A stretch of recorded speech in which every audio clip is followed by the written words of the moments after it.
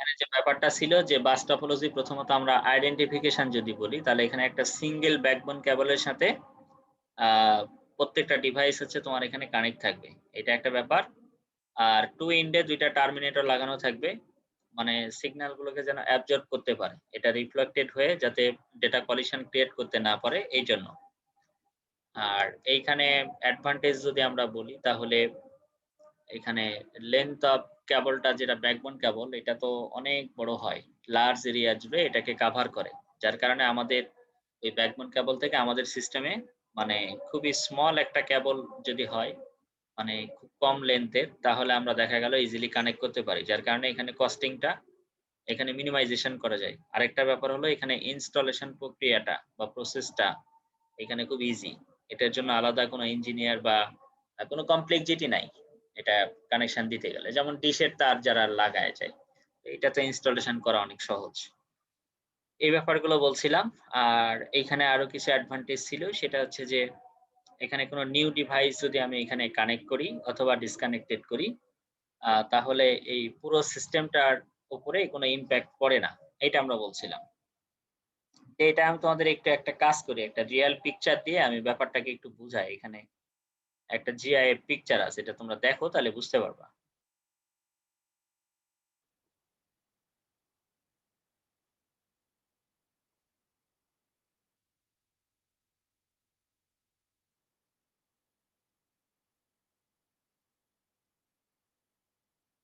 একদম লাস্ট প্রান্তে খেয়াল করো, হ্যাঁ? যে যখনই যাচ্ছে এখানে ২ প্রান্তে ২ টা টার্মিনেটর আছে। ওইখান থেকে সিগন্যালটা কিন্তু আর রিফ্লেক্টেড হচ্ছে না। মানে ওখানে যে অ্যাবজর্ব করে নিচ্ছে। মানে রিব্যাক করে বা রিফ্লেক্টেড হয়ে যে আবার অরিজিনাল সিগন্যালের সাথে এসে যে কোনো ডেটা কলিশন করবে সেটা কিন্তু হচ্ছে না। দেখো ২ প্রান্তে যাওয়ার পর এখান থেকেই ভ্যানিশ হয়ে যাচ্ছে। এইজন্যই আসলে টার্মিনেটরটা ব্যবহার করা হয়। এবং এটা সবার কাছেই যাচ্ছে।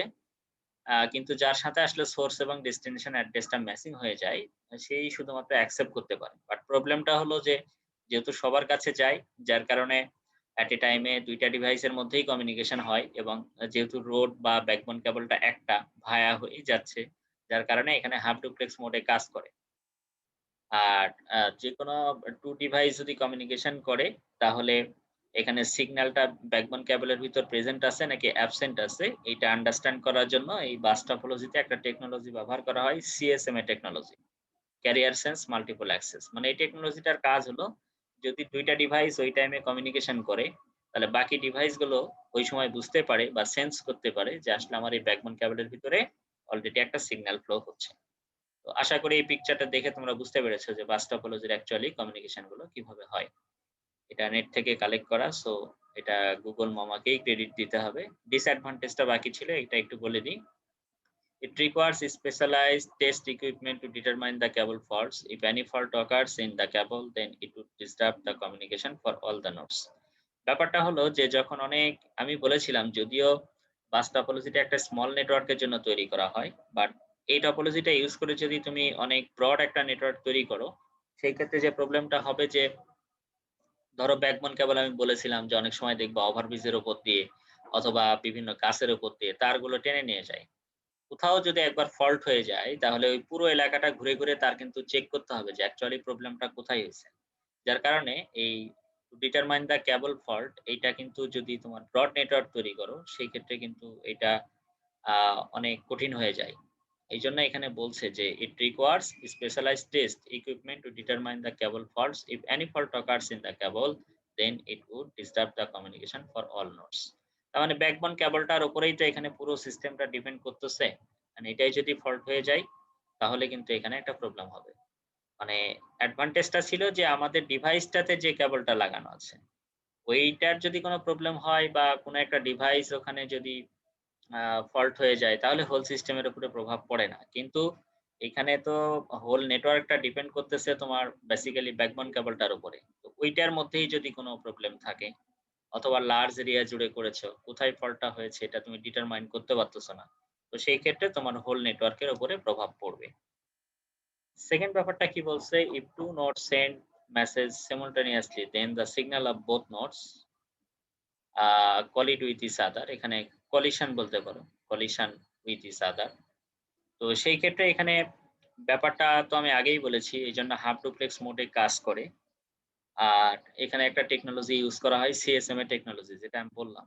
মানে এই টেকনোলজিটার মাধ্যমে যেকোনো ডিভাইস সেন্স করতে পারবে যে ব্যাকবোন কেবলে কি এখন ২ টা ডিভাইসের ভিতরে সিগন্যালটা প্রেজেন্ট আছে নাকি অ্যাবসেন্ট আছে। তো তারপরেও আসলে কিছুটা তো যেকোনো একটা টেকনোলজির তো মানে এরর থেকেই যায়। 100% তো আর এটাকে এররলেস করা যাবে না।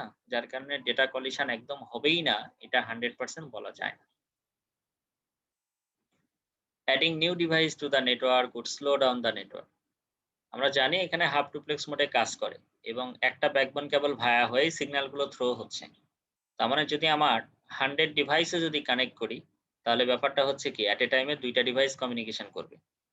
এবং তারা আবার কোন মোডে কাজ করবে? হাফ ডুপ্লেক্স মোডে কাজ করবে। তার মানে এখানে সিস্টেমে যত তোমার ডিভাইস এখানে নাম্বার ইনক্রিজ করবা, তত এই সিস্টেমটা হচ্ছে তোমার স্লো ডাউন হয়ে যাবে। তো যার কারণে আমরা কিন্তু আগে বলে আসছিলাম যে স্মল নেটওয়ার্কের জন্যই এটা বেসিক্যালি বেশি বেটার। কিন্তু যদি এখানে ডিভাইস নাম্বার যদি বাড়তে থাকে তাহলে সিস্টেমটা আরো স্লো হয়ে যাবে। কারণ এখানে যতই ডিভাইস তুমি বাড়াও এট এ টাইমে ২ টা ডিভাইস কমিউনিকেশন করবে এবং তাদের কমিউনিকেশন মিডিয়ামটা কিন্তু এই ব্যাকবোন কেবলের উপরে ডিপেন্ড করতেছে। মানে ব্যাপারটা এরকম চিন্তা করো যে আ এমন একটা রাস্তা বা রোড বানানো হইছে যেখানে এট এ টাইমে ২ জন মানুষ হাঁটাচলা করতে পারে। তাও আবার একসাথে না। একজন মানুষ যখন যাবে তখন আরেকজন মানুষ অন্য প্রান্তে দাঁড়ায়া থাকবে। তো এখন যদি ১০০ জন মানুষ যদি ওই রাস্তাটা ব্যবহার করে, তো সেই ক্ষেত্রে ২ জন মানুষ যখন এখানে চলাচল করবে বাকিরা তো থেমে থাকবে। তার মানে ওই রাস্তাটা বেটার কোনো ওয়ে না। কারণ ওই একটা রোড দিয়েই সবার কমিউনিকেশন করতে হচ্ছে। ঢাকা শহরে এরকম অনেক গলি আছে যেখানে এক প্রান্ত থেকে একটা রিক্সা গেলে বাকি প্রান্তের রিক্সাগুলো দাঁড়ায়া থাকে যতক্ষণ পর্যন্ত এদিকের সব রিক্সাগুলো পারাপার না হয়। তো এই বাস টপোলজি তো এক্সাক্টলি সেম ঘটনাই ঘটে। এখানে যেহেতু ব্যাকবোন কেবলটা ভায়া হয়েই এভরি ডিভাইস কমিউনিকেশন করতেছে। যার কারণে এখানে স্মল নেটওয়ার্কের জন্য ভালো। বাট এটা সুইটেবল কোনো ওয়ে না যদি তোমার এখানে ব্রড নেটওয়ার্ক আমরা তৈরি করি। Attenuation is a loss of signal leads to communication issues. Repeaters are used to regenerate the signal. মানে এইখানে বেসিক্যালি তো টুইস্টেড বা কোয়াক্সিয়াল কেবল ইউজ করা হয়। স্পেশালি কোয়াক্সিয়াল কেবলটা বেশি ইউজ করা হয়। অ্যাটেনুয়েশন টা মানে হচ্ছে লস অফ সিগন্যাল। তো মানে যত এটা ডিপেন্ড করে আসলে লেংথ অফ কেবলের উপরে, হ্যাঁ? যে কোয়াক্সিয়াল কেবল বা আমরা টুইস্টেড পেয়ার কেবল যখন আমরা আলাদাভাবে ডেটা ট্রান্সমিশন মিডিয়াম নিয়ে আলোচনা করব, তখন বলব যে এটা একটা নির্দিষ্ট ডিসট্যান্স পর্যন্ত সিগন্যালটাকে ঠিকঠাক ফ্লো করতে পারে। মানে ব্যাপারটা এরকম, ধরো যে এখানে আমি একটা নির্দিষ্ট ডিসট্যান্স দিলাম। এরকম। মনে করো এটা ১০০ মিটার। প্রত্যেকটা এখানে যা আমি দাগ কেটেছি, যদিও এটা ইকুয়াল না, ধরে নাও ১০০ মিটার। ধরো আমি যদি টুইস্টেড পেয়ার কেবল ইউজ করি তাহলে দেখা যাবে এখান থেকে আমি একটা সিগন্যাল দিলাম, একটা ইলেকট্রিক্যাল সিগন্যাল দিলাম। এই ১০০ মিটার যখনই পাস করবে তখন এই সিগন্যালটা এখান থেকে এনার্জিটা লস হয়ে যায়। তাহলে এই সিগন্যালের যে পরিমাণ আমার ডেটা থাকবে, নিশ্চয়ই তোমরা ফিজিক্সেও এটা ভালোভাবে জানো যে সিগন্যালের প্রত্যেকটা পয়েন্টে তখন ডেটা এখানে এনার্জি লস হয়ে যাওয়া মানে এখানে কিন্তু কমে যাবে। মানে এখানে ফ্রিকোয়েন্সিটা প্রত্যেকটা পয়েন্টে যে পরিমাণ ডাটা থাকবে, নিশ্চয়ই যখন সিগন্যালের স্ট্রেংথ টা কমে যাবে একই পরিমাণ ডাটা থাকবে না। তো যার কারণে এই এটা কি বলছে যে attenuation is a loss of signal leads to communication issues। তার মানে এখানে মিডিয়ামটার উপর ডিপেন্ড করে এটা যদি তুমি ব্রড নেটওয়ার্কের জন্য ইউজ করো তাহলে একটা নির্দিষ্ট ডিসট্যান্স পাস করার পরে এখানে সিগন্যালটা উইক হয়ে যায়। তখন তোমার রিপিটার ইউজ করতে হয়। এগুলো নিয়ে আমি আলোচনা পরবর্তীতে করব। রিপিটারের কাজটা হলো যে সিগন্যালটা যেখান থেকে উইক হয়ে যাচ্ছে ওই সিগন্যালটাকে আবার পুনরায় রি-এনার্জাইজড করে। তার মানে ব্যাপারটা হলো এরকম, ধরো একটা মানুষ আ ৫ কিলোমিটার বা ধরো ১ কিলোমিটার পর্যন্ত মানে একটা নির্দিষ্ট ভেলোসিটি তে সে আ রান করতে পারে। কিন্তু এরপরে দেখা গেল যে তার আ দৌড়ের যে ভেলোসিটি টা সেটা হয়তো কমে যাচ্ছে। কিন্তু ওই মানুষটাকে যদি আবার একটু রেস্ট দিয়ে আবার একটু আ নাস্তা-টাস্তা করায় যদি আবার দৌড় দিতে বলা হয়, দেখা গেল যে আবার আগের মতো দৌড়াচ্ছে। তো রিপিটারটার কাজটা কি? যে ধরো 100 মিটার এক্সিট করার পরে এখানে সিগন্যালটা একটা লস হওয়ার একটা পসিবিলিটি আছে। যেটাকে আমরা টার্মটা বলতেছি অ্যাটেনুয়েশন হয়ে যায়, হ্রাস পায়। তো তখন এইখানে যদি তুমি রিপিটার ডিভাইসটা ইউজ করো তখন সে কি করবে যে ওই উইক সিগন্যালটাকে আবার স্ট্রংগার সিগন্যালে কনভার্ট করে। মানে ওটাকে রি-এনার্জাইজড করতে পারে। তখন এটা আবার ঠিকঠাক ফ্লো হয়। তো এই বাস টপোলজির ক্ষেত্রে অ্যাডভান্টেজটা হলো যে যদি স্মল নেটওয়ার্কে করো তাহলে পাবা। কিন্তু যখন ব্রড নেটওয়ার্ক করবা তখন দেখা গেল যে কোয়াক্সিয়াল কেবলও এটা আমি যেটা বলেছি এটা একটা টুইস্টেড পেয়ার কেবলের রেঞ্জ। তো ওই কোয়াক্সিয়াল কেবলের ক্ষেত্রেও নির্দিষ্ট একটা রেঞ্জ আছে। ওই রেঞ্জটা যখনই এক্সিট করে তখন আসলে কি হয় যে ওই সিগন্যালটা লস হতে শুরু করে। তখন বেশি আমার রিপিটার ডিভাইসটা ইউজ না করলে আমার ডেস্টিনেশন পর্যন্ত স্ট্রং সিগন্যালটা আমরা পাস করতে পারি না। যার কারণে কিছু ডেটা লস হয়ে যেতে পারে ডেস্টিনেশনে রিচ করার পরে। তো এইজন্য যদি আমরা ব্রড নেটওয়ার্ক তৈরি করতে চাই তাহলে সিগন্যালটাকে বারবার রি-এনার্জাইজড করার জন্য বেশি রিপিটার ইউজ করতে হবে। তখন ওই নেটওয়ার্কে কি হবে যে কস্টিং টা বেড়ে যাবে। কারণ রিপিটার তো একটা ডিভাইস। ওইটা কিনতে গেলে তো আমার আবার আ টাকা লাগবে। এই হচ্ছে ব্যাপার। এটা ডিপেন্ড করে আসলে কোন মিডিয়ামটা ব্যবহার করতেছে এটার উপর। তো স্পেশালি আমি বলেই দিলাম, ব্যবহার করা হয় কোয়াক্সিয়াল আর টুইস্টেড পেয়ার কেবল। আর অপটিক্যাল ফাইবার নিয়ে পরবর্তীতে আমরা আলাদা পড়ব। এটার ক্ষেত্রে আসলে ডাটা যেহেতু ইলেকট্রিক্যাল সিগন্যালে না যেয়ে তোমরা জানো লাইট সিগন্যালে পাস করে। যার কারণে ওইটার আ উইক হয় না। অনেক লং ডিসট্যান্স পর হয়তো উইক হয়। তো যার কারণে ওইটার ব্যাপারটা আলাদা, ওইটা আমি পরবর্তীতে আলোচনা করব। এরপরে if the common cable fails then the whole system will crash down মানে এখানে কমন কেবল বলতে বুঝতে পেরেছো কোনটা? জি স্যার, ব্যাকবোন কেবল যেটা। ব্যাকবোন কেবল রাইট ওইটাই বলছে। এইটাই একটা ডিসঅ্যাডভান্টেজ। মেইন ডিসঅ্যাডভান্টেজ কিন্তু এইটাই। যদিও এটা লাস্টে লিখে ফেলছি, এটা একদম ফার্স্টে লেখা উচিত ছিল। আচ্ছা, if the network traffic is heavy, it increases the collision of the network. এই ট্রাফিকটা হেভি হবে কিনা এটা ডিপেন্ড করবে বেসিক্যালি তুমি কতগুলো সিস্টেমের সাথে কানেক্ট করেছো। কারণ যেহেতু রোড এখানে একটাই, এট এ টাইমে ২ টা ডিভাইস কমিউনিকেশন করবে এবং সেটা হাফ ডুপ্লেক্স মোডে। সো যখন আমার দেখা গেল যে হিউজ পরিমাণ সিস্টেম আমি কানেক্ট করেছি ওই নেটওয়ার্কে, তখন কি হবে যে ২ জন যদি কমিউনিকেশন করে বাকিরা কিন্তু ওই সময় ট্রাফিকে ইনভলভ হয়ে থাকতেছে। মানে আমি একজনকে একটা সিগন্যাল দিলাম। কিন্তু শুধুমাত্র তো তার কাছে সিগন্যালটা যাচ্ছে না। ব্যাকবোন কেবলের সবার কাছেই যাচ্ছে। বাট যার সাথে অ্যাড্রেসটা ম্যাচিং হচ্ছে সে রিসিভ করতেছে। তাহলে আমার সিগন্যাল না, ওই সময় তাও আমার কাছে যাচ্ছে। তাহলে কি হয়ে যাচ্ছে যে বাকি সিস্টেম গুলোও কিন্তু ট্রাফিকে ইনভলভ হয়ে যাচ্ছে। বুঝতে পেরেছো? মানে ব্যাপারটা ওই যে পিকচারটা আবার একটু দেখাই তাহলে বুঝতে পারবা। একটু আগে তো তোমরা দেখলাই যে এই পিকচারটাতে দেখলে বুঝতে পারবা। ধরো আমি ১ নাম্বার থেকে ৪ নাম্বার কম্পিউটারে ডাটা পাঠাচ্ছি। ধরো এটা ১ এটা ৪ এ পাঠাচ্ছি। কিন্তু এটা তো শুধু ৪ এ যাচ্ছে না। এই প্রত্যেকটাতেই যাচ্ছে দেখো, প্রত্যেকটাতেই যাচ্ছে। তার মানে বাকি ডিভাইস গুলোর সিগন্যাল না বা ডাটা না। বাট তারাও কিন্তু ট্রাফিকে ইনভলভ হয়ে যাচ্ছে। তাহলে এখানে যত তোমার সিস্টেম বাড়াবা, ২ জন কমিউনিকেশন করলেও বাকিরা কিন্তু ওই সময় ট্রাফিকে ইনভলভ হয়ে যাবে। তার মানে যত বেশি ডিভাইস কানেক্ট করবা, তারা সবাই ওই ক্ষেত্রে ট্রাফিকে ইনভলভ হবে। তখন যদি ব্রড নেটওয়ার্ক তৈরি করো তাহলে ওখানে ট্রাফিকটা ডে বাই ডে আরো বেশি ইনক্রিজ হতে থাকে। এই হচ্ছে ব্যাপার। তাহলে বাস টপোলজির কনসেপ্টটা সবাই ক্লিয়ার, তাই তো? তাহলে আমরা এবার রিং এ চলে যাব। আমি গতদিন দেই নাই কারণ বেশি দূর পড়াতে পারি নাই। আজকে আমি তোমাদের এই স্লাইড গুলো দিয়ে দিব। পড়ে নিও। আর পরবর্তীতে দেখা যাক ইনশাআল্লাহ সামনে আমাদের কি আছে। তখন আমি হয়তো স্লাইড ছাড়া এটা ওয়ার্ড এ পেস্ট করে দিব। তখন তোমরা প্রিন্ট আউট করে পড়া। এখন আপাতত এই স্লাইড থেকে আবার কপি করে ওয়ার্ড এ প্রিন্ট করার মতো কনভার্ট করতে গেলে আমার অনেক বেশি টাইম লাগবে। তো আগে আপাতত স্লাইড গুলোই দেই। এটা দিয়েই তোমরা পড়ো। স্লাইডও তোমরা করতে পারবা, প্রিন্ট আউট করতে পারবা। এটাও কোনো সমস্যা হয় না। কালার প্রিন্ট করতে পারো। তবে স্লাইডটা অনেক বেশি স্পেস নেয় তো, কম তোমার লিখাগুলো একটা স্লাইডে থাকে। যার কারণে প্রিন্ট আউট করতে গেলে অনেক বেশি কস্টিং আসে। বাট এমএস ওয়ার্ড এ করলে কস্টিংটা কম আসে। কারণ এখানে বুঝার জন্য অনেকগুলো পিকচার বা এরকম দিয়েছি। যেমন এখানে একটা পিকচার দিয়ে একটা স্লাইড। তুমি যখন প্রিন্ট আউট করবা এখানে কোনো ল্যাঙ্গুয়েজ তো নাই। তো যার কারণে কস্টিংটা বেশি হয়। আর ওয়ার্ডে কনভার্ট করে যদি তোমাদের করে দেই, তাহলে তোমাদের পেজ গুলো কম লাগবে আরকি।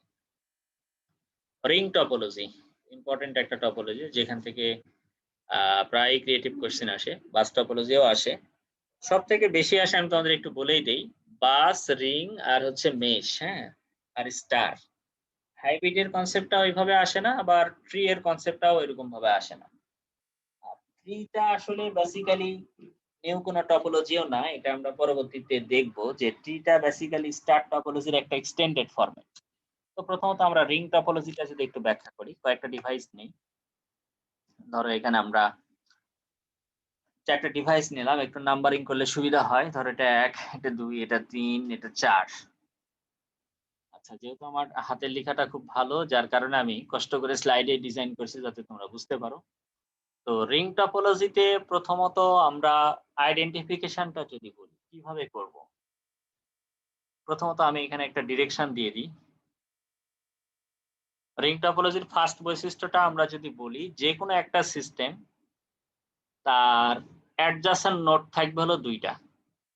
অ্যাডজাসেন্ট মানে তোমরা জানো, এটা ম্যাথমেটিক্স এ পড়েছো। মানে এই যে এটা ধরো একটা ডিভাইস, এর লেফট সাইডে একটা আর রাইট সাইডে একটা। সেম ভাবে যদি এটার কথা চিন্তা করো, তাহলে এইটার লেফট সাইডে একটা, রাইট সাইডে একটা। সেম ভাবে যদি এটার কথা চিন্তা করো, তাহলে এটার লেফট সাইডে একটা, রাইট সাইডে একটা। মানে প্রত্যেকটা আ ডিভাইসের সাথে মানে অ্যাডজাসেন্ট ২ টা নোড থাকবে।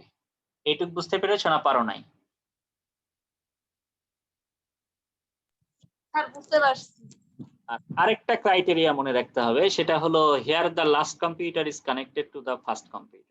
তার মানে এই সিস্টেমটা এমন ভাবে ডিজাইন করা হবে যেখানে লাস্ট কম্পিউটার, দেখো এখানে নাম্বারিং 4, এটা হলো ফার্স্ট কম্পিউটার, এর সাথে যুক্ত থাকবে। তাহলে ২ টা ক্রাইটেরিয়া বললাম। একটা হলো যে এভরি সিঙ্গেল ডিভাইস তার অ্যাডজাসেন্ট ২ টা নোডের সাথে কানেক্ট থাকবে। ২ নাম্বার ক্রাইটেরিয়া বললাম, here the last computer is connected to the first computer. এইভাবেই নেটওয়ার্কটা তৈরি করা হবে। এবার যদি আমরা ডিরেকশনের কথা বলি, তাহলে এটা ইউনি ডিরেকশনে কাজ করবে। তখন তুমি এদিক থেকে ধরো সিগন্যালটা দিচ্ছ, তাহলে এইভাবে আসবে।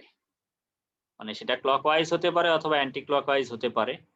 তবে তোমাদের এইচএসসি লেভেলে ম্যাক্সিমাম এইভাবেই দেওয়া থাকে ডিরেকশন গুলো। বাট এটা তুমি কিভাবে সিস্টেম ডিজাইন করবা, এটা তোমার উপরে ডিপেন্ড করবে। That is up to you. But maximum time এভাবে ইউজ করা হয়। তবে তুমি চাইলে ডিরেকশনটা তোমার মতো করেও ডিজাইন করতে পারো। তুমি চাইলে এইভাবে করতে পারো। তবে এইরকম করা যাবে না যে এদিক থেকেও আসবে, এদিক থেকেও আসবে। এই ক্রাইটেরিয়াটা আসলে রিং টপোলজিতে করা যায় না। কেন করা যায় না আমি বলছি একটু পরে। তাহলে এখানে বেসিক্যালি আরেকটা ব্যাপার পেয়ে গেলাম, ইউনি ডিরেকশন। সেটা হতে পারে ক্লকওয়াইজ অথবা অ্যান্টি ক্লকওয়াইজ। এখন এইটাতে সমস্যা হয় কি যে স্টুডেন্টরা একটা জিনিস একটু বেটার ফিল করে না, যখন লেখা থাকে if one device is disrupted in ring topology the impact of whole network are disrupted। তো সেই ক্ষেত্রে এই ক্ষেত্রে ব্যাপারটা কেন এরকম ঘটে, এই জিনিসটা আসলে আমাদের একটু বোঝা দরকার। এটা আমরা ক্লাস 8 এ পড়ি, কিন্তু এখানে হোল সিস্টেমটা কেন ডিসরাপ্টেড হয় একটা সিঙ্গেল ডিভাইস কোনো কারণে যদি ক্র্যাশ করে, এই জিনিসটা আমরা আসলে বুঝি না। কারণ কি, এটার ইন্টারনাল স্ট্রাকচারটা আসলে তোমাদের বই পুস্তকে দেওয়া থাকে না। তো সেটা আমি এখানে একটু ডিজাইন করছি, একটু বোঝার চেষ্টা করো। আসলে প্রত্যেকটা ডিভাইস যখন আরেকটা ডিভাইসের সাথে কানেক্ট থাকে, এখানে তো জাস্ট আমি একটা অ্যারো দিয়ে বুঝিয়েছি। আসলে প্র্যাকটিক্যালি কি এইভাবে কানেক্ট থাকে? প্র্যাকটিক্যালি প্রত্যেকটা ডিভাইস যদি আরেকটা ডিভাইসের সাথে কানেক্ট হতে যায়, তাহলে প্রত্যেকটা ডিভাইসে এক একটা ল্যান কার্ড দরকার হয়।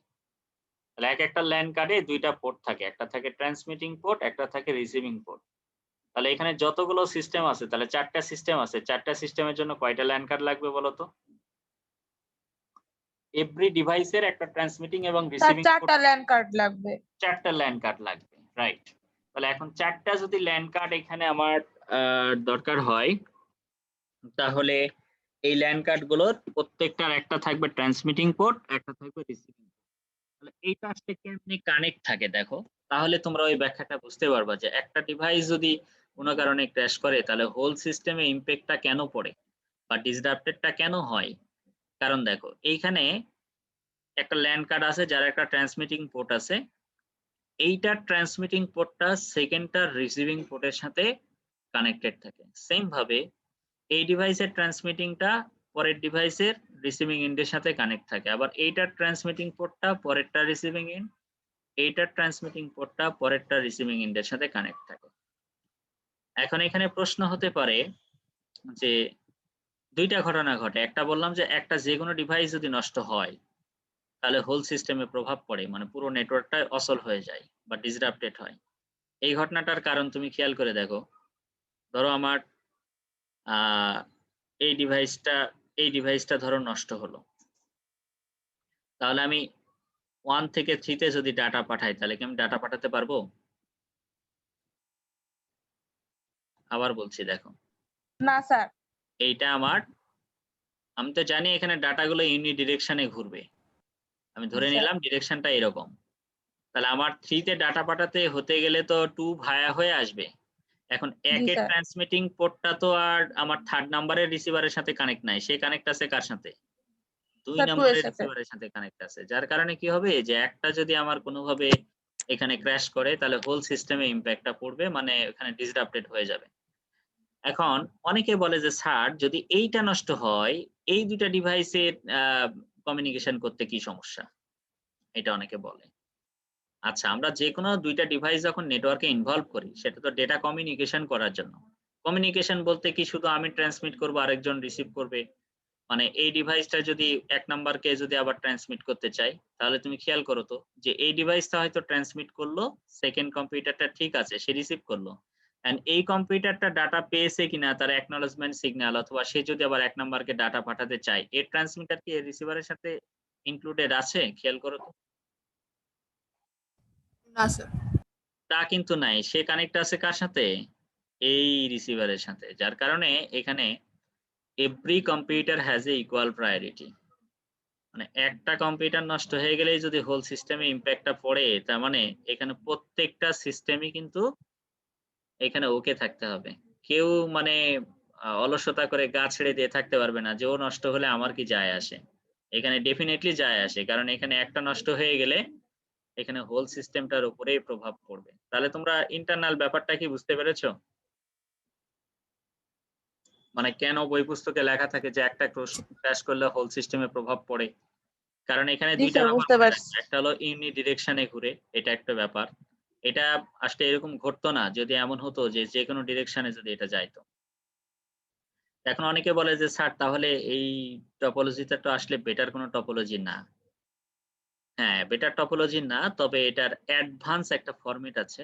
ওইটাকে তোমার বলা হয় ডুয়াল রিং টপোলজি, হ্যাঁ? মানে যেকোনো সিস্টেমের তো অ্যাডভান্টেজ ডিসঅ্যাডভান্টেজ থাকবেই। আমরা যখন অ্যাডভান্স লেভেলে পড়েছি তখন এখানে ডুয়াল রিং টপোলজি আছে। এর আবার একটা স্ট্যান্ডার্ড আছে। কিরকম? যে তোমার ধরো আ প্রত্যেকটা ডিভাইসে আরেকটা করে ল্যান কার্ড লাগানো থাকে। তখন কি করা হয় যে যদি কোনো কারণে একটা ডিভাইস ফল্ট হয়ে যায় তখন আবার ধরো আমি আরেকটা ডিরেকশন এখানে দিয়ে রাখছি। এরকম। তাহলে একটা কোনো কারণে যদি ট্রান্সমিটিং রিসিভিং পোর্ট যদি নষ্ট হয়, তাহলে আরেকটা ল্যান কার্ড অটোমেটিক ওই ডাটাগুলো রিজেনারেট করতে পারে। বুঝতে পেরেছো? অটোমেটেড চালু হয়ে যায়। যেমন অনেক সময় কি হয় যে একটা মাইক্রোতে আ বাইরের দেশে কিছু গাড়ি আছে এরকম। সেটা হলো যে একটা চাকা যদি কোনো কারণে ফল্ট হয়ে যায়, তখন অটোমেটেড ভাবে আরেকটা চাকা প্লে হয়ে যায়। মানে কিছু গাড়ি আছে এরকম, হ্যাঁ? মানে যাতে ওই যে দুর্ঘটনা না ঘটে। যেমন অনেক সময় ফ্লাইওভারে অনেক স্পিডে গাড়ি যায়। তখন যদি কোনো কারণে একটা চাকা যদি তোমার নষ্ট হয়ে যায়, ধরো বাস্ট হয়ে গেল, তো সেই ক্ষেত্রে তো একদম মনে করো ফ্লাইওভারের উপর থেকে নিচে যেয়ে পড়বে। তো কিছু অ্যাডভান্স লেভেলের গাড়ি পাওয়া যায়। সেখানে হলো যদি একটা চাকা যদি নষ্ট হয়ে যায়, তাহলে ওই মুহূর্তে আরেকটা চাকা অটোমেটিক ভাবে স্টার্ট হয়ে যায়। তখন কি হয় যে তোমার ওই সিস্টেমটা আর মানে কোলাপস করবে না। মানে কোনো ডিসরাপ্টেড হবে না। অটোমেটিক ভাবে প্লে হবে। এটা আমি বুঝানোর জন্য আমি এদিক দিয়ে ডিরেকশনটা দিতে পারতাম। আমি এটাই এইজন্যই দিয়েছি যে ডিরেকশনটা আসলে তুমি কিভাবে ডিজাইন করবা নেটওয়ার্কটা তার উপর ডিপেন্ড করে। তুমি ক্লকওয়াইজ ও দিতে পারো, অ্যান্টি ক্লকওয়াইজ ও দিতে পারো। তো আমি এইজন্য কি করেছি যে এইটাতে যে ল্যান কার্ড আছে এবারে এটার ট্রান্সমিটিং পোর্ট এইটার রিসিভারের সাথে দিয়েছি। তারপর এইটার ট্রান্সমিটারটা পরেরটা রিসিভারের সাথে দিয়েছি। ব্যাপারটা বুঝতে পেরেছ না পারো নাই? জি স্যার। স্যার বুঝতে পারছি। ডুয়াল রিং টপোলজি মানে এখানে এটা সচরাচর করা হয় না। কিন্তু খুবই অথেন্টিক নেটওয়ার্কের জন্য করা হয়। কারণ একটা সিস্টেম যদি ওখানে ফল করতেই পারে, তো সেই ক্ষেত্রে যাতে নেটওয়ার্কটা কোনো কারণে আ ফল ডাউন না করে। যার কারণে কি করা হয় আরেকটা ল্যান কার্ড এখানে বেশি লাগে। ল্যান কার্ড নিলে এখানে কস্টিং টা বেড়ে যাবে। বাট আমার পুরো সিস্টেমটা যাতে ডিসরাপ্টেড না হয়, যার কারণে ডুয়াল রিং টপোলজি এই সিস্টেমটা ব্যবহার করা হয়। এখানে ইন্টারনালি আরো কিছু ঘটনা আছে সেটা নিয়ে একটু কথা বলি। ধরো যে আমি ১ম টার কথাই যদি বলি, এভাবে ডিরেকশন দেওয়া আছে। আসলে এখানে কি করা হয় যে প্রত্যেকটা আ ডিভাইসে একটা টোকেন দেওয়া হয়, হ্যাঁ? প্রত্যেকটা ডিভাইসে একটা টোকেন এখানে ছেড়ে দেওয়া হয়। এখানে প্র্যাকটিক্যালি আসলে কমিউনিকেশনটা কিভাবে হয় রিং টপোলজিতে সেটা একটু বলছি।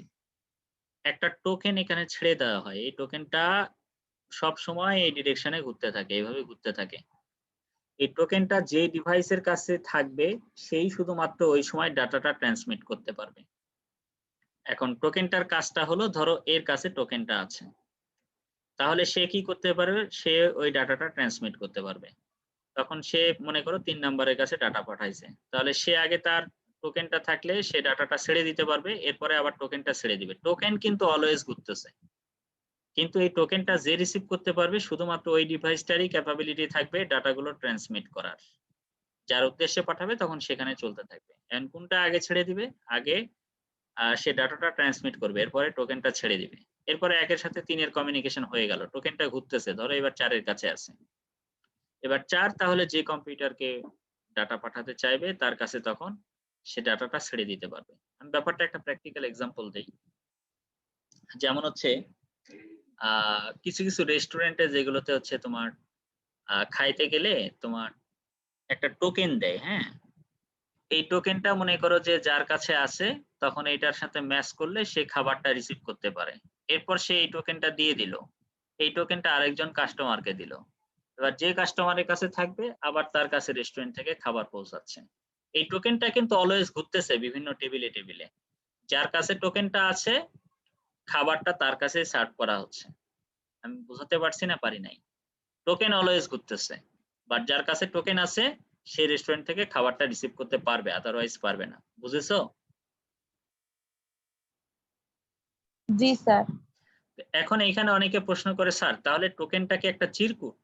না, এখানে টোকেনটা বেসিক্যালি একটা ইলেকট্রিক্যাল সিগন্যাল। এই সিগন্যালটা যার কাছে থাকবে সেই কম্পিউটারটার ক্যাপাবিলিটি থাকবে ডাটাগুলো ট্রান্সমিট করার।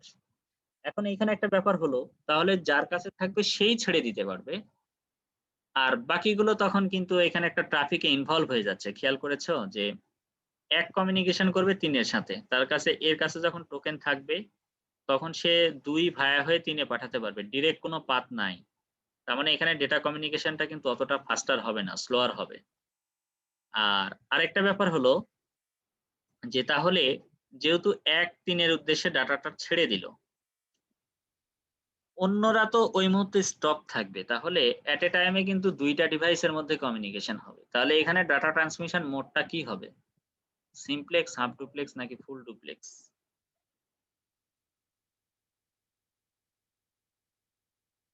তাজরিয়ান কি হতে পারে?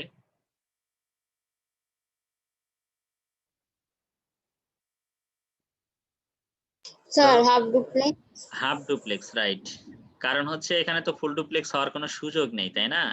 এ যখন ট্রান্সমিট করলো, এ রিসিভ করার পরে আবার ছেড়ে দিচ্ছে, এভাবে ঘুরে যাচ্ছে এর কাছে।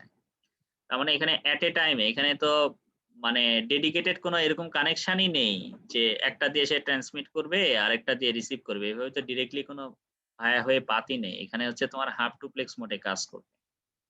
তাহলে এবার বলো তো, যদি এইটাও বাস্তব প্রযোজনের মধ্যে তাহলে একটা লিমিটেশন থেকে গেল। যদি এখানেও ডিভাইস সংখ্যা বাড়ে, যেহেতু এট এ টাইমে 2 জন ডিভাইস কমিউনিকেশন করবে হাফ ডুপ্লেক্স মোডে, তাহলে এখানে যত বেশি সিস্টেম বাড়বে তত বেশি কিন্তু এখানে তোমার হাফ ডুপ্লেক্স মোডে কমিউনিকেশন করার কারণে বাকিরা কিন্তু ট্রাফিকে ইনভলভ হয়ে থাকবে। মনে করো এখানে 4 টা ডিভাইস দিছি, না দিয়ে তো এমন হতে পারতো এটা 9 নাম্বার কম্পিউটার।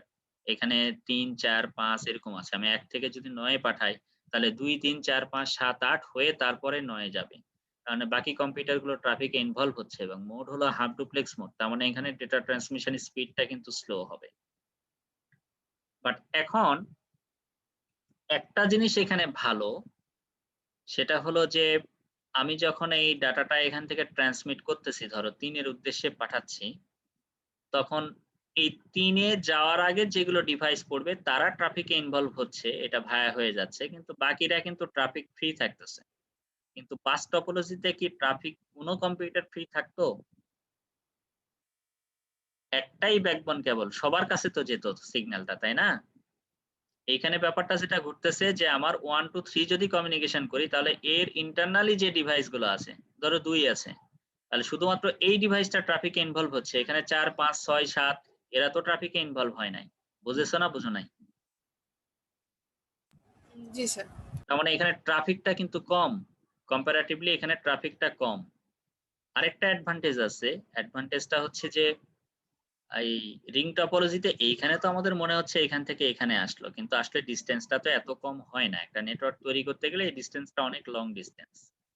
তো সেই ক্ষেত্রে এই রিং টপোলজিতে এই ডিভাইসগুলোতে তোমার একটা ক্যাপাবিলিটি থাকে যে ১ নাম্বার কম্পিউটার ধরো ৩ এর কাছে একটা ডাটা পাঠাবে। তাহলে ১ থেকে ৩ এ এই সিগন্যালটা আসতে, আসতে ধরো আমার এখান থেকে একটা এরকম একটা সিগন্যাল দেওয়া হলো। এখন এই ২ নাম্বারে আসার পরে এই সিগন্যালটা হয়তো স্ট্রেংথ টা কমে গেছে, অ্যামপ্লিটিউড কমে গেছে। তাহলে এইটা যদি আবার ৩ পর্যন্ত পৌঁছায়, দেখা গেল আরো কমে গেছে। তাহলে দেখা যাবে কি যে আমি যে ডাটাটা পাঠাইছিলাম অরিজিনাল ডাটা তো আমার ডেস্টিনেশন কম্পিউটার ৩ নাম্বার তো পাবে না। তো যার কারণে করা হয় কি যে একটা ডিভাইস থেকে যখন আরেকটা ডিভাইসকে পাঠাবে, পাঠাইছে কিন্তু 3 এর উদ্দেশ্যে। কিন্তু এটা তো 2 ভায়া হয়ে 3 তে যাবে। তখন এই 2 নাম্বার ডিভাইসটা কি করে জানো? এই সিগন্যালটাকে আবার রি-এনার্জাইজড করে। মানে একটা রিপিটার যেরকম কাজ করে বাস টপোলজিতে আমি বুঝালাম একটু আগে। তো এখানে সিগন্যাল গুলোকে আবার রি-এনার্জাইজড করার অ্যাডভান্টেজটা রিং টপোলজিতে থাকে।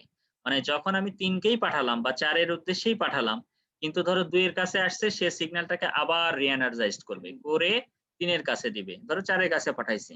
তাহলে এবার ৩ এর কাছে আসার পর তো সিগন্যালটা আবার উইক হয়ে যেতে পারে। সে কি করবে? এই সিগন্যালটা যখনই আবার পরে আরেকটা কম্পিউটারের উদ্দেশ্যে ছেড়ে দিবে তখনই বারবার এগেইন অ্যান্ড এগেইন এটাকে কি করবে? রি-এনার্জাইজড করবে। তো যার কারণে এইখানে একটা অ্যাডভান্টেজটা হলো যে তোমার স্ট্রঙার সিগন্যাল গুলো যায়। এবং ওই যে আমি বললাম যে মাঝখানে ভায়া কম্পিউটারটা ট্রাফিকে ইনভলভ হলেও সিগন্যালটা এট এ টাইমে সবার কাছে যাচ্ছে না। বাকিরা কিন্তু ট্রাফিক ফ্রি থাকতেছে। আরেকটা অ্যাডভান্টেজ হলো যে এইখানে কোনো ডেডিকেটেড কোনো সার্ভার কম্পিউটার নেই। যেমন বাস টপোলজির ক্ষেত্রে যদি ব্যাপারটা এমন হয় যে একটা ডিশের লাইনের কথা চিন্তা করো। এক জায়গা থেকে একটা সিনেমা প্লে করতেছে। এই সিনেমাটা কিন্তু বাস টপোলজির ব্যাকবোন কেবল হয়ে ভায়া হয়ে সবার কাছে যাচ্ছে। কিন্তু এখানে ডেডিকেটেড কোনো সার্ভার নাই। প্রত্যেকটা কম্পিউটারই কিন্তু একটা সার্ভারের মতো ভূমিকা পালন করবে। বাট সার্ভারের মতো অত এটা হাই কনফিগারেশন হবে না। কারণ একটা সার্ভার কম্পিউটারের সার্ভিস দেওয়ার ক্যাপাবিলিটিটা অনেক বেশি থাকে। এখানে তোমার memory, RAM, ROM, processing capability সবকিছুই অনেক হায়ার থাকে সার্ভার কম্পিউটারে। ঐরকম ক্যাপাবিলিটি থাকবে না। তবে মোটামুটি একজন আরেকজনকে ডেটা পাস করার মতো বা সিস্টেম গুলো ইনস্টলেশন দেওয়ার মতো যে পরিমাণ ক্যাপাবিলিটি থাকা দরকার, এই পরিমাণ ক্যাপাবিলিটি থাকে। মানে এখানে একটা ব্যাপার হলো যে ডেডিকেটেড কোনো সার্ভার লাগতেছে না। তার মানে ডেডিকেটেড যদি সার্ভার না লাগে তাহলে এখানে কস্ট ইফেক্টিভ হবে নাকি ইনইফেক্টিভ হবে?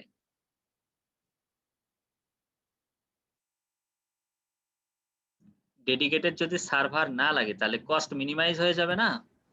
তার মানে হবে রিং স্যার। টপোলজিটা তোমার এখানে কস্ট ইফেক্টিভ হবে। এইটা একটা ব্যাপার। আরেকটা ব্যাপার হলো যেমন বাস টপোলজির ক্ষেত্রে একটা সিস্টেম যদি কোনো কারণে নষ্ট হয় বা ক্র্যাশ করে তাহলে হোল সিস্টেমটার উপরে কোনো ইমপ্যাক্ট পড়ে না। কিন্তু এইখানে কিন্তু হোল সিস্টেমটার উপরে প্রভাব পড়বে। একজন যদি কোনো কারণে ক্র্যাশ করে তাহলে পুরো নেটওয়ার্কটাই ফল ডাউন করবে। যার কারণে এখানে একটা অ্যাডভান্টেজ হলো কেউ গা ছেড়ে দিয়ে বসে থাকতে পারবে না যে তুই নষ্ট হলে আমার কি যায় আসে? ডেফিনিটলি এখানে যায় আসে। কারণ আমরা একটা ক্রাইটেরিয়া বলেছিলাম in respect of ring topology every computer has a equal priority. তাহলে এইটা একটা আমরা ভালো দিক পেলাম। তাহলে যা বকবক করার করে ফেলেছি। মূল বেসিক জিনিসটা পড়ানো শেষ। এখন তোমরা শুধু দেখলেই বুঝতে পারবা। আমি এই পিকচারটা ড্র করেছি তোমাদেরকে বোঝানোর জন্য। আচ্ছা, দেখো তো এখন বুঝতে পারো কিনা?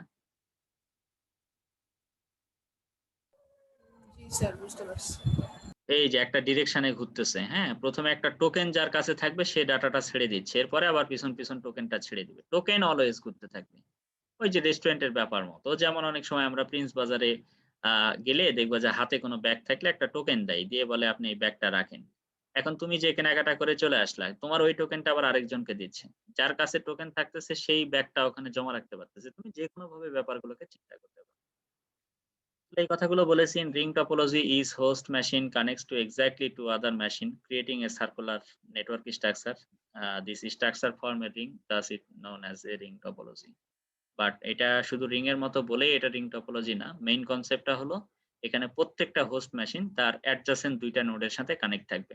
আরেকটা বৈশিষ্ট্য কি বলেছিলাম? Here the last computer is connected to the first computer. আচ্ছা, এখানে রিং টপোলজি বাংলাতেই লিখা আছে, মানে এটা স্লাইডটা কনভার্ট করা। আচ্ছা, এখন কি বলছে? When one host tries to communicate or send message to host which is not adjacent to it, the data travels through all intermediate hosts in one direction. তার মানে দেখা গেল যে আমি 1 থেকে 3 এ পাঠাচ্ছি। তখন বাকিগুলো ভায়া হয়েই তো সে যাবে। অ্যাডজাসেন্ট নোড হয়তো আছে বাট এটা ভায়া হয়ে যেতে হবে। ইন্টারমিডিয়েট নোড বলতে এখানে মাঝখানে যে ডিপেন্ডেন্সি পাথ গুলো আছে। আমি 1 থেকে হয়তো এটাতে পাঠাচ্ছি। তাহলে এখানে মাঝখানে ২ টা নোডের উপর ডিপেন্ড করছে কারণ এটা ভায়া হয়ে যেতে হবে। তো মাঝখানে ইন্টারমিডিয়েট হোস্ট মেশিন গুলো থাকতে পারে এটা বলছে। তো আমি এইটা পিকচারটা দেওয়ার পেছনে কারণ হলো যে চেহারাটা রিং এর মতোই হবে ব্যাপারটা এমন না। সেটা এরকমও হতে পারে। কিন্তু দেখো যে এখানে যেকোনো একটা ডিভাইসের অ্যাডজাসেন্ট কিন্তু ২ টা করে নোড আছে। এবং এটার অবশ্যই ডিরেকশনটা আগে থেকে ফিক্সড করা থাকবে। যেমন এটা এইভাবে ঘুরতেছে, এভাবে ঘুরতেছে। তাহলে এখানে আমরা অ্যাডভান্টেজ কি বলতে পারি? No server in ring topology যার কারণে কস্টটা মিনিমাইজ হয়। আরেকটা কি বলছে? Twisted pair cable is inexpensive and easily available therefore installation cost is very low. মানে টুইস্টেড পেয়ার কেবলের মানে প্রাইসটা হচ্ছে অন্যান্য কেবলের থেকে অনেক কম। তো এটা দিয়ে যদি আমরা রিং টপোলজি ব্যবহার করি, এখানে আরেকটা ব্যাপার হলো যে ইনস্টলেশন কস্টিংটা এখানে মিনিমাইজ করা যাবে। In this topology each computer is given equal priority যেটা আমি বারবার বলেছি।